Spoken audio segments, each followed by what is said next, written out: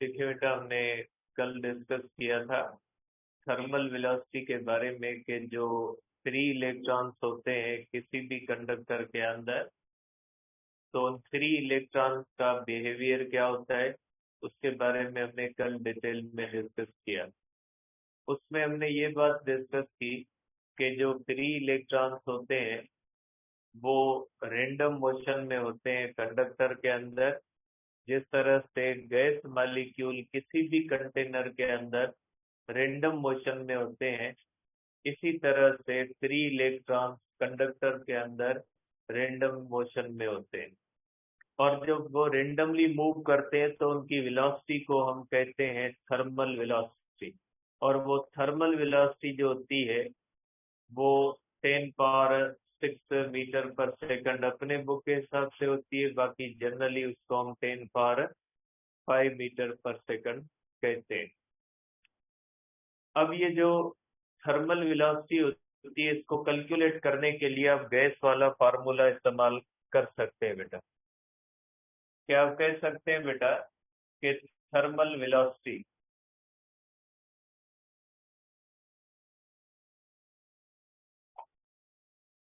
thermal velocity can be calculated using V is equal to under radical 3 kT upon m बेटा। ये formula आप इस्तेमाल कर सकते हैं क्योंकि ये इलेक्ट्रॉन वेव करता है लाइक गैस मॉलिक्यूल, और ये गैस मॉलिक्यूल का फार्मूला है बेटा। और गैस मॉलिक्यूल का फार्मूला आपको कहता है कि वेलोसिटी जो होती है वो डायरेक्टली प्रोपोर्शनल होती है अंडर रेडिकल ऑफ टेम्परेचर के।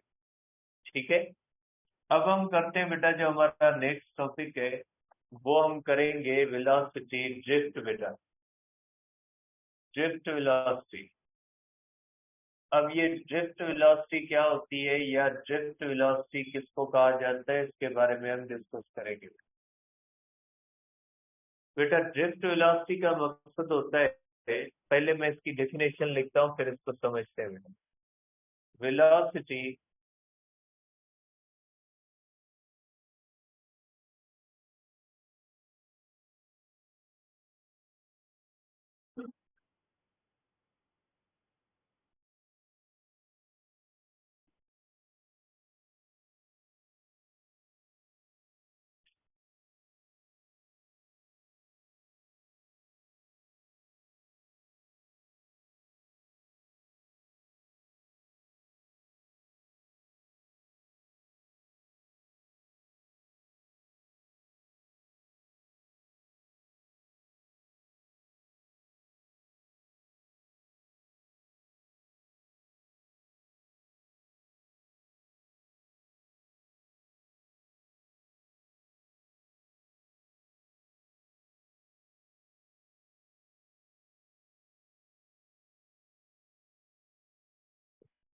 देखिए बेटा, वो वेलोसिटी जो इलेक्ट्रॉन एक ही डायरेक्शन में गेन करते हैं जब उस कंडक्टर के एंड्स पे हम पोटेंशियल डिफरेंस अप्लाई करते हैं या उस कंडक्टर के ऊपर हम electric force electric field apply करते हैं। देखिए सपोज करें बेटा कि ये हमारे पास इस तरह से कंडक्टर है। सपोज करें बेटा ये हमारे पास इस तरह से कंडक्टर है और इस कंडक्टर के अंदर आपको पता है कि इस तरह से एटम्स और मॉलिक्यूल्स होते हैं। ये आप कह लें कि ये इस कंडक्टर के एटम्स या मॉलिक्यूल्स हैं जो इस तरह से इस कंडक्टर के अंदर है बेटा।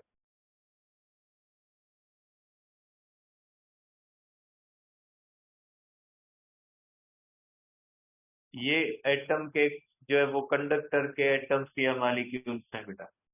अब इसके अंदर सपोज करें ये इलेक्ट्रॉन्स हैं बेटा। ये सपोज करें इलेक्ट्रॉन इस तरह जा रहा है, एक इलेक्ट्रॉन इस तरह जा रहा है, कोई इलेक्ट्रॉन इस तरह जा रहा है बेटा, कोई इलेक्ट्रॉन इस तरह जा रहा है। ये रेंडम मोशन कर रहे हैं बेटा। और ये तब करते हैं जब किसी भी किस्म का पोटेंशियल अप्लाई नहीं किया हुआ कंडक्टर के एंड। आप कहोगे कंडक्टर के एंड्स पे कोई भी पोटेंशियल अप्लाई नहीं है, ठीक है। अब अगर इस कंडक्टर के एंड्स पे हम पोटेंशियल अप्लाई कर देते हैं, सपोज करें इस कंडक्टर के एंड पे हमने इस तरह से पोटेंशियल डिफरेंस अप्लाई कर दिया, ये हमारे पास कंडक्टर है बेटा, और आप कह लें कि इस कंडक्टर के एंड्स पे हमने पोटेंशियल डिफरेंस अप्लाई कर लिया, या कंडक्टर के एंड पे बेटा, या कंडक्टर के ऊपर हमने इलेक्ट्रिक फील्ड अप्लाई कर दी, ठीक है। तो आप कहोगे बेटा कि सपोज करें इस तरह से इसके अंदर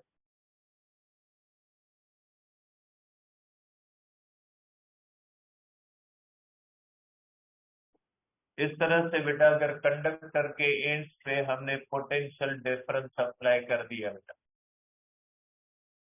अगर इसको हम पॉजिटिव टर्मिनल से कनेक्ट करते हैं और इसको हम करते हैं निगेटिव टर्मिनल से कनेक्ट बेटा, मीन्स अब कंडक्टर के एंड्स पे पोटेंशियल डिफरेंस है बेटा। अगर ये इसका पोटेंशियल 10 वोल्ट है तो आप कहोगे कि ये एंड 10 वोल्ट पे आ गया और ये एंड 0 वोल्ट पे चला गया बेटा, ठीक है। क्योंकि जो बैटरी होती है उसके दो टर्मिनल्स होते हैं, एक पॉजिटिव टर्मिनल होता है और एक नेगेटिव टर्मिनल। पॉजिटिव टर्मिनल को हायर पोटेंशियल कहा जाता है और नेगेटिव टर्मिनल को लोअर पोटेंशियल कहा जाता है, ठीक है। पॉजिटिव टर्मिनल हायर पोटेंशियल कहलाता है और नेगेटिव टर्मिनल जो होता है वो लोअर पोटेंशियल कहलाता है। अब अगर ये बैटरी है तो जो एंड कंडक्टर का पॉजिटिव टर्मिनल के साथ कनेक्ट है हम कहते हैं वो हाई पोटेंशियल पे, जो नेगेटिव टर्मिनल से कनेक्टेड है हम कहते हैं कि वो क्या है, लो जो है वो पोटेंशियल पे। मीन्स ये कंडक्टर अब एक ही पोटेंशियल पे नहीं है, इसके एंड्स पे पोटेंशियल डिफरेंस 0 नहीं है। आप कह सकते हैं कि इसके एंड्स पे पोटेंशियल डिफरेंस 0 नहीं है, जबकि इसके एंड्स पे पोटेंशियल डिफरेंस 0 है बेटा, इसके एंड्स पे पोटेंशियल डिफरेंस 0 है क्योंकि कोई पोटेंशियल नहीं है। अब अगर ये कंडक्टर एक हो बेटा, अगर एक कंडक्टर हो जिसको इस तरह से कनेक्ट करते हैं बेटा, अगर यहाँ पे 10 वोल्ट देते हैं और यहाँ से भी अगर 10 वोल्ट देते हैं प्लस, बेटा दोनों प्लस है, अगर दोनों बेटा प्लस जो है वो इस तरह से हम इसको देते हैं, ये भी प्लस 10 वोल्ट है बेटा और ये भी प्लस 10 वोल्ट है, ठीक है। तो इनके ऊपर भी पोटेंशियल डिफरेंस कितना कंसीडर किया जाएगा, 0। करंट बेटा पोटेंशियल डिफरेंस की वजह से जो है वो फ्लो करता है, ठीक है। ये करंट जो होता है बेटा ये पोटेंशियल डिफरेंस की वजह से फ्लो करता है, पोटेंशियल की वजह से नहीं करता।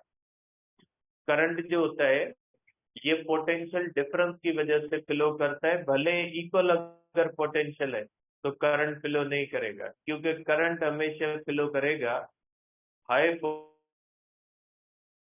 पोटेंशियल पॉइंट से किस तरफ फ्लो करता है, लो पोटेंशियल पॉइंट पे करता है। जैसे पानी होता है वो हाइट की वजह से फ्लो नहीं करता, डिफरेंस ऑफ हाइट की वजह से फ्लो करता है। अगर दो जग सेम हाइट पे पड़े हैं तो जरूरी नहीं करंट पानी का फ्लो, लेकिन अगर एक ज्यादा हाइट पे होगा एक कम हाइट पे होगा तो ही जो है वो पानी का फ्लो होगा।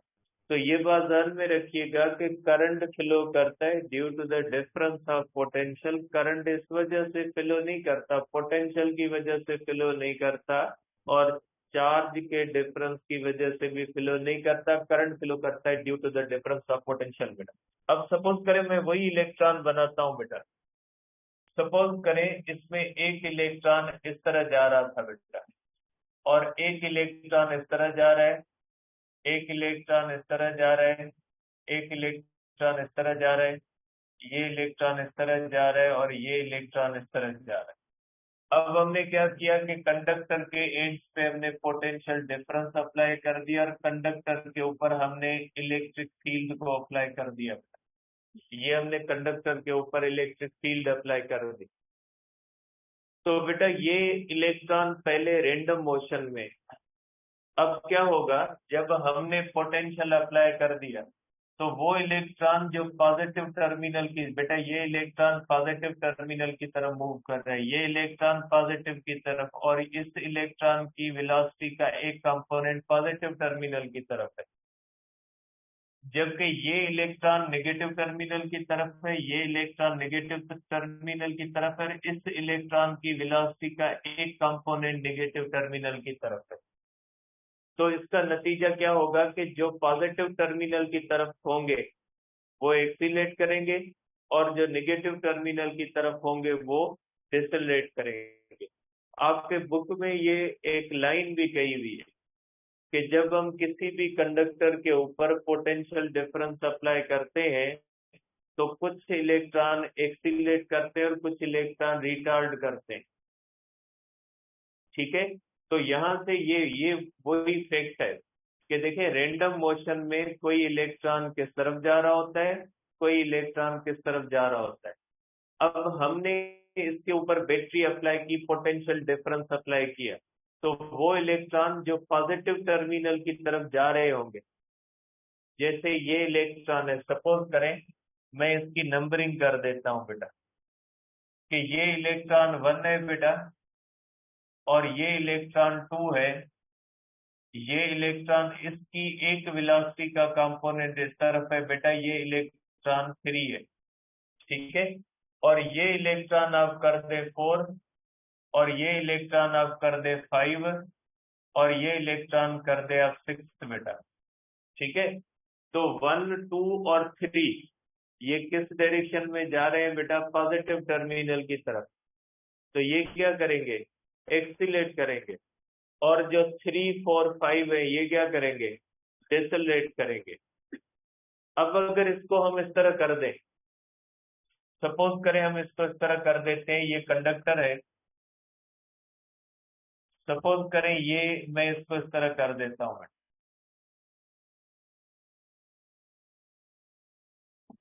ठीक है, अगर मैं इसको अब इस तरह कर देता हूँ बेटा, यहाँ पे मैं नेगेटिव टर्मिनल अप्लाई करता हूँ, यहाँ पे मैं पॉजिटिव टर्मिनल अप्लाई कर देता हूँ। ठीक है, ये वही बेटा एटम्स हैं,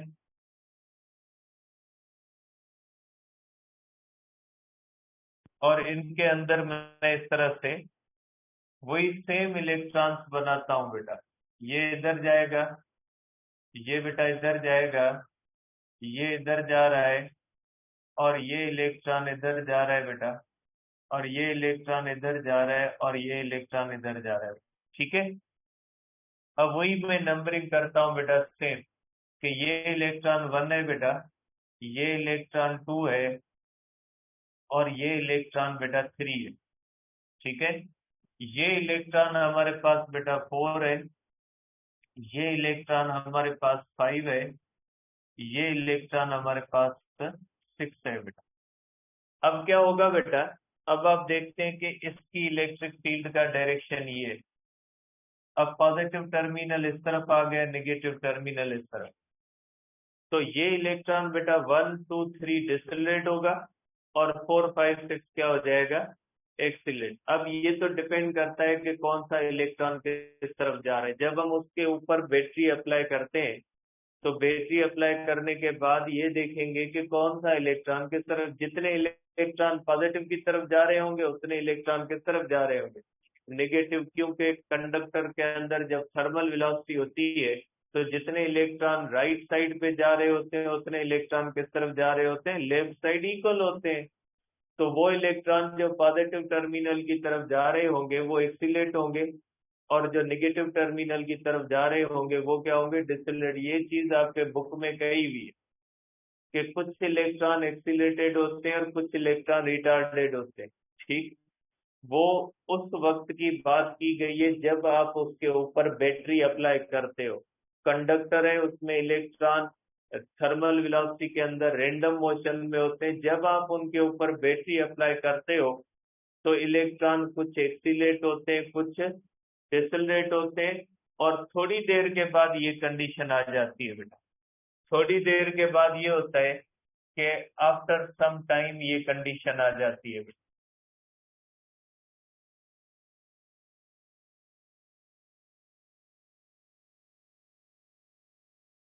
बेटा थोड़ी देर के बाद ये कंडीशन आ जाती है पॉजिटिव और निगेटिव की, कि अगर ये पॉजिटिव है और ये निगेटिव है तो थोड़ी देर के बाद बेटा इसके अंदर जितने भी इलेक्ट्रॉन्स होते हैं वो सब के सब इलेक्ट्रॉन एक ही डायरेक्शन में मूव करना शुरू कर देते हैं।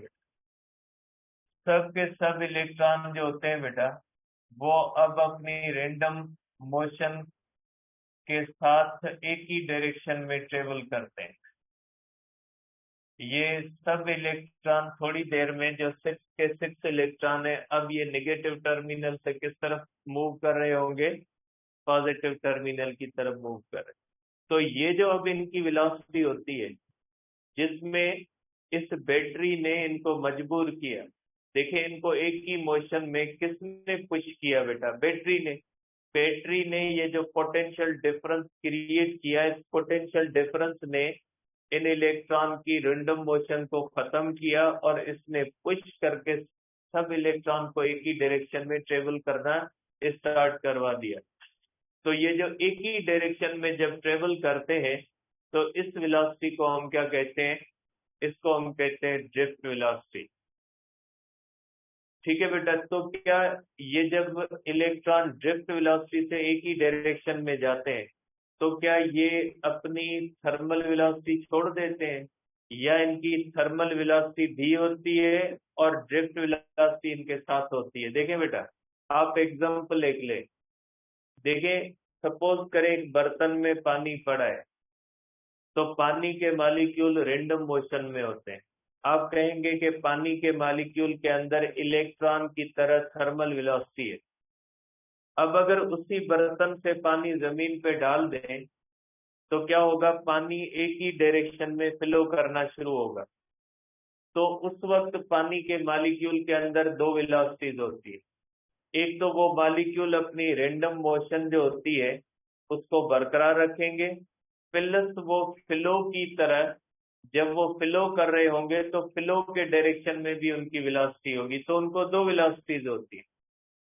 पहले जब वो बर्तन में पड़े तब पड़ा होगा पानी तो उसके मॉलिक्यूल को सिर्फ रैंडम मोशन होगी, लेकिन जब वो पानी फ्लो कर रहा होगा तो उसके मॉलिक्यूल के पास रैंडम मोशन भी होगी और प्लस उसके अंदर एक ही डायरेक्शन वाली वेलोसिटी भी होगी। तो बेटा यहाँ पे भी वही होता है कि जब ये ड्रिफ्ट वेलोसिटी से मूव करते हैं तो ऐसा नहीं होता कि आप ये कहें कि इनके पास सिर्फ ड्रिफ्ट वेलोसिटी होती है, अब इनने अपने रैंडम वेलोसिटी छोड़ दी है। नहीं, ये रैंडम भी मूव कर रहे होंगे और प्लस एक ही डायरेक्शन में जा भी रहे होंगे। ठीक है, तो इनके पास दोनों वेलोसिटीज होती है। जैसे आप एयर का एग्जांपल ले लें कि जब विंड ब्लो करती है तो बेटा एयर के मॉलिक्यूल एक ही डायरेक्शन में फ्लो भी कर रहे होते हैं और ऊपर से एयर के मॉलिक्यूल रैंडम मोशन भी कर रहे हो। जब हवा चलती है बेटा तो हवा का एक ही डायरेक्शन होता है, तो उस वक्त हवा के मॉलिक्यूल उस एक डायरेक्शन में भी मूव कर रहे होते हैं प्लस रैंडम मोशन में भी होते हैं। ऐसा नहीं होगा कि जब हवा इस तरह से चल रही है तो आप कहोगे कि हवा के मॉलिक्यूल के अंदर सिर्फ एक ही वेलोसिटी है, इधर नहीं, वो रैंडम मोशन अपनी बरकरार रखे हुए होंगे। वो अपनी रैंडम मोशन भी कर रहे होंगे और प्लस उसके साथ क्या कर रहे होंगे, वो मूव भी कर रहे होंगे एक पर्टिकुलर डायरेक्शन के अंदर। जिस तरह से वाटर मॉलिक्यूल है, जब पानी फ्लो करता है तो वाटर के मॉलिक्यूल रैंडम मोशन में भी होते हैं प्लस उनका एक डायरेक्शन में फ्लो होने की वजह से उनकी एक डायरेक्शन में वेलोसिटी भी होती है। तो यहाँ पे भी यही होगा कि जब ये बैटरी अप्लाई करेंगे तो बैटरी उनकी रैंडमनेस खत्म नहीं कर सकती, वो रैंडम मूव कर रहे होंगे प्लस उनके अंदर एक डायरेक्शन में उनको पुश भी कर रही होगी।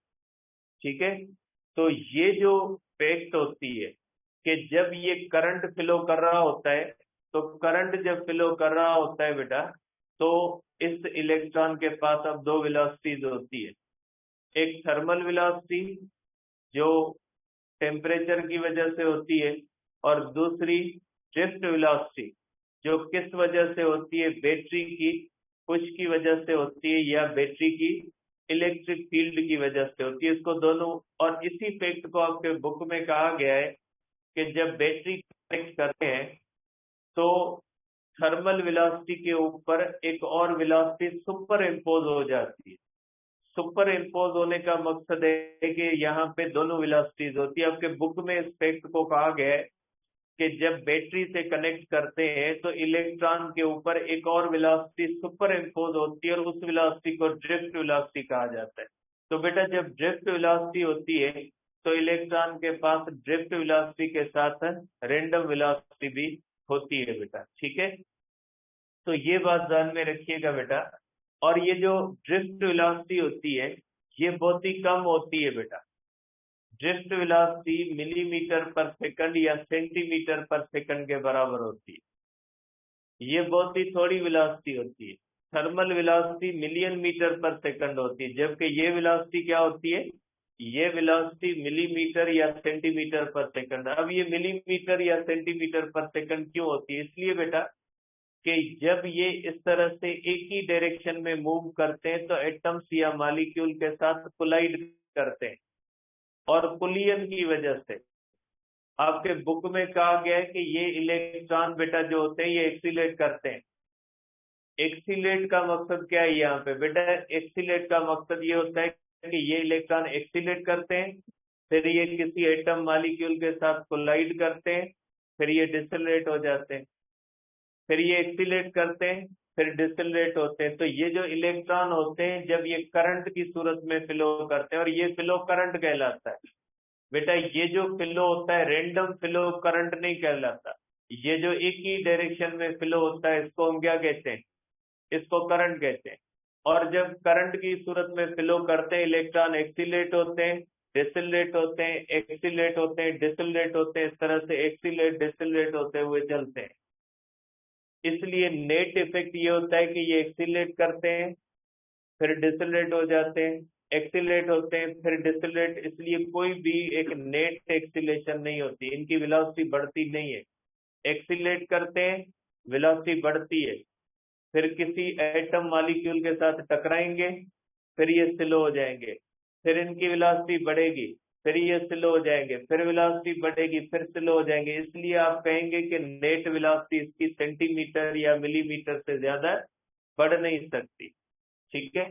तो ये हो गई बेटा, आप इसको कहेंगे कि ये ड्रिफ्ट वेलोसिटी है। ड्रिफ्ट वेलोसिटी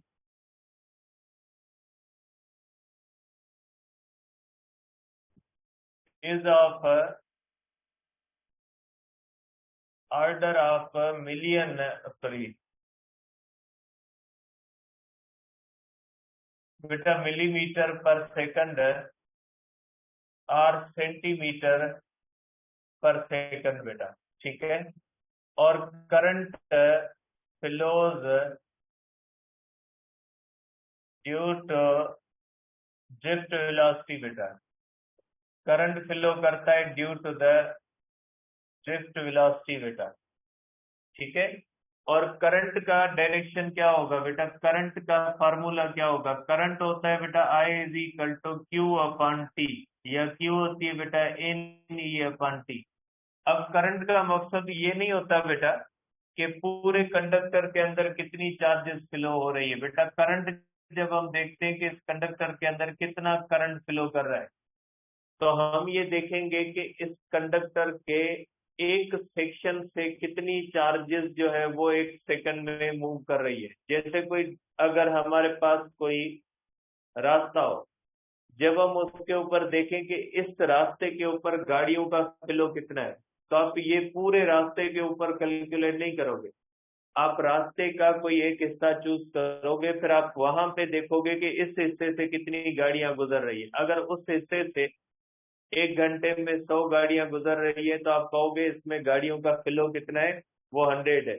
इसी तरह से जब करंट फ्लो करता है तो आप कहते हो कि करंट का मकसद है उसमें चार्ज का कितना फ्लो हो रहा है, तो आप ये नहीं देखोगे पूरे कंडक्टर के अंदर कितनी चार्ज फ्लो कर रही है, आप ये देखोगे कि उस कंडक्टर के किसी एक सेक्शन में कितनी चार्ज का फ्लो है। अगर एक सेक्शन से ज्यादा चार्जेस फ्लो कर रही है तो मीन्स करंट ज्यादा है, और अगर एक सेक्शन से चार्जेस कम फ्लो कर रही है मीन्स करंट कम है। तो जब करंट देखा जाता है उसमें चार्जेस का फ्लो देखा जाता है, तो उसमें ये नहीं देखा जाता कि पूरे कंडक्टर के अंदर कितनी चार्जेस फ्लो कर रही है, उसमें ये देखा जाता है कि कंडक्टर के एक सेक्शन में चार्जेस का कितना फ्लो हो रहा है, तो उसको हम क्या कहते हैं बेटा, करंट कहते हैं। और इसका यूनिट हो जाता है बेटा, इसका यूनिट आप कहोगे कि इसका यूनिट जो होता है वो होता है बेटा कूलम पर सेकंड, जिसको हम कहते हैं बेटा एम्पेयर। ठीक है, और 1 एम्पियर किसके बराबर होता है बेटा, 1 एम्पियर होता है बेटा 1 कूलम पर सेकंड। अगर किसी भी कंडक्टर के एक सेक्शन में एक सेकंड में 1 कूलम चार्ज फ्लो करे तो हम कहेंगे कि इसमें कितना करंट फ्लो कर रहा है, 1 एम्पियर कर रहा है। अब एक बात याद रखिएगा बेटा कि जब करंट किसी कंडक्टर में फ्लो करता है तो कंडक्टर न्यूट्रल ही होता है बेटा, क्योंकि कंडक्टर में चार्ज का फ्लो होता है। और जब चार्ज का फ्लो होने का मकसद नहीं कि वो चीज चार्ज हो गई है, चार्ज होने का मकसद है उसमें नंबर ऑफ इलेक्ट्रॉन्स और प्रोटॉन्स की तादाद अनइक्वल, तो इलेक्ट्रॉन और प्रोटॉन इसके अंदर इक्वल ही होते हैं। ऐसा नहीं होता कि आप ये कहें कि इसमें इलेक्ट्रॉन और proton unequal, just flow electron की, जितने इलेक्ट्रॉन कंडक्टर से जाते हैं उतने ही इलेक्ट्रॉन वापस आते हैं, नंबर ऑफ इलेक्ट्रॉन्स और नंबर ऑफ प्रोटॉन्स इक्वल होता है, हमेशा इक्वल होता है। करंट फ्लोइंग कंडक्टर न्यूट्रल होता है, उसमें जस्ट फ्लो हो रहा होता है करंट, लेकिन करंट का फ्लो किसी चीज को चार्ज नहीं बनाता। चार्ज बनने का होता है inequality between electrons and proton. किसी चीज में इलेक्ट्रॉन का फ्लो उसको चार्ज नहीं बनाता, किसी भी चीज के अंदर इलेक्ट्रॉन्स और प्रोटॉन्स की तादाद का अनबैलेंस होना उसको चार्ज बनाता है।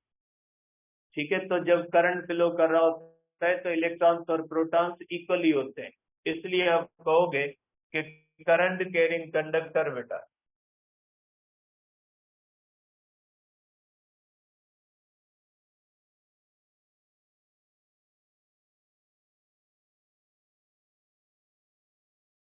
current carrying conductor is considered neutral and has no electric field. इसकी अपनी इलेक्ट्रिक फील्ड नहीं होती, बैटरी की होती है लेकिन इसकी अपनी इलेक्ट्रिक फील्ड नहीं होती, क्योंकि न्यूट्रल चीज की इलेक्ट्रिक फील्ड नहीं होती। इलेक्ट्रिक फील्ड किसकी होती है, चार्ज चीज की होती है। और current carrying conductor electrostatic equilibrium में होता है, क्योंकि उसके हर हिस्से में इलेक्ट्रॉन्स और प्रोटॉन की तादाद क्या होती है, बराबर होती है। करंट कैरिंग कंडक्टर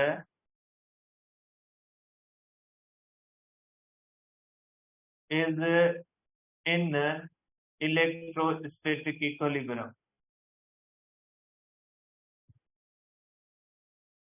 ठीक है, बुक दे दे मुझे, 2-3 लाइनें मैं पढ़ दूं, फिर आप भेजोगे इसे, मैं यहाँ पे पढ़ देता हूँ बेटा।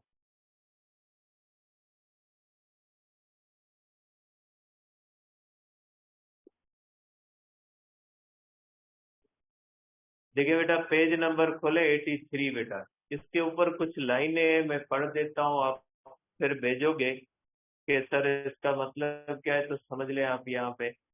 देखिए बेटा, on establishing an electric field between the two ends of a wire.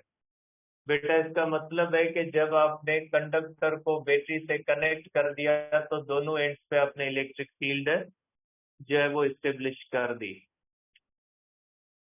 Of a wire by applying a potential difference. बेटा ये इलेक्ट्रिक फील्ड तब बनी है जब आप कंडक्टर के दोनों एंड्स पे पोटेंशियल डिफरेंस अप्लाई किए। These free electrons having a negative charge on them experience the force in the opposite direction to the field. बेटा इलेक्ट्रॉन नेगेटिव चार्ज होता है वो हमेशा पॉजिटिव टर्मिनल की तरफ फोर्स महसूस करेगा, और पॉजिटिव टर्मिनल की तरफ जब महसूस करेगा इसका मकसद है वो फोर्स अगेंस्ट इलेक्ट्रिक फील्ड है, क्योंकि इलेक्ट्रिक फील्ड पॉजिटिव टर्मिनल से अवे होती है, जबकि इसके ऊपर जो अट्रैक्टिव फोर्स होती है वो किस तरफ होती है, टुवर्ड्स पॉजिटिव टर्मिनल।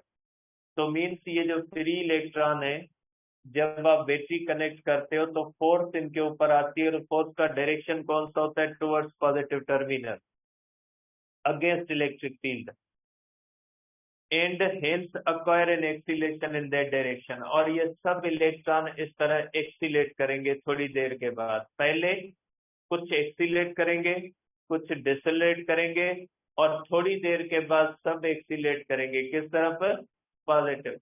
लेकिन इस एक्सीलेशन की वजह से वेलोसिटी नहीं बढ़ पाएगी, क्योंकि एक्सीलेट करेंगे किसी एटम मॉलिक्यूल से टकराएंगे फिर वेलोसिटी कम हो जाएगी, फिर एक्सीलेट करेंगे, इसलिए हम कहते हैं नेट इफेक्ट ये होता है कि वेलोसिटी नहीं बढ़ती, बढ़ती है कम होती है, बढ़ती है कम होती है, इसलिए हम ड्रिफ्ट वेलोसिटी को यूनिफॉर्म मानते हैं।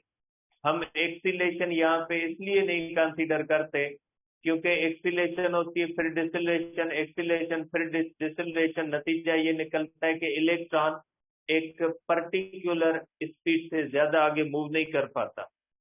These free electrons which in the absence of the electric field were moving towards the positive terminal, वो इलेक्ट्रॉन जो पॉजिटिव टर्मिनल की तरफ मूव कर रहे थे, in absence means random motion में, ठीक है, were moving towards the positive terminal of the battery are now accelerated, while those moving away from the said terminal are retarded। जो पॉजिटिव टर्मिनल की तरफ मूव करे 1 2 3 वो एक्सीलेट होंगे, 4 5 6 क्या हो जाएंगे, डिसलरेट होंगे, ठीक है। The net effect is that an additional component of velocity is superimposed on the free electron over their thermal velocity। Means अब thermal velocity के साथ उनके पास एक और velocity भी आ जाएगी, और वो कौन सी हो जाएगी, drift velocity, ठीक है। Their thermal velocity after they suffered certain number of collision with the atoms, और उसके बाद ये कोलाइड करना भी शुरू कर देंगे, कोलाइड करते जाएंगे तो इनके पास ड्रिफ्ट वेलोसिटी एक मखसूस लेवल तक आएगी। This additional component of velocity due to the electric field is known as drift velocity। The magnitude of this velocity is of the order of centimeter पर, आपके पास सेंटीमीटर है, पंजाब के अंदर मिलीमीटर है। This drift velocity in the free electrons is really responsible for the generation of electric current। ये drift velocity current बनाती है, ठीक है। Thus we see that the electric current in a conductor is due to the flow of electrons। ठीक है, आगे कर लो।